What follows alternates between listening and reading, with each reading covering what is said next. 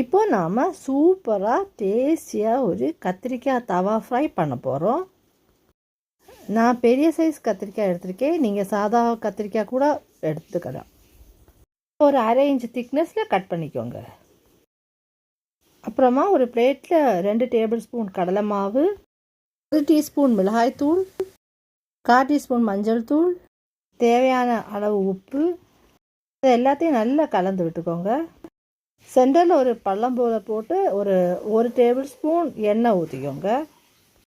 இதில் தேவையான அளவு தண்ணி ஊற்றி பேஸ்ட் மாதிரி குழச்சி வைக்கணும். இதான் எல்லா கத்திரிக்காய் பீசஸ்லையும் அப்ளை பண்ணிக்கோங்க. இதை ஒரு ஃப்ரை பேனில் கொஞ்சமாக எண்ணெய் ஊற்றி ஷாலோ ஃப்ரை பண்ணிக்கலாம். ஒரு சைடு குக் ஆகிடுச்சு. நம்ம இப்போ திருப்பி போட்டு மற்ற சைடையும் குக் பண்ணுறோம். கத்திரிக்காய் தவா ஃப்ரை ரெடி ஆகிடுச்சு. சாப்பிடலாமா?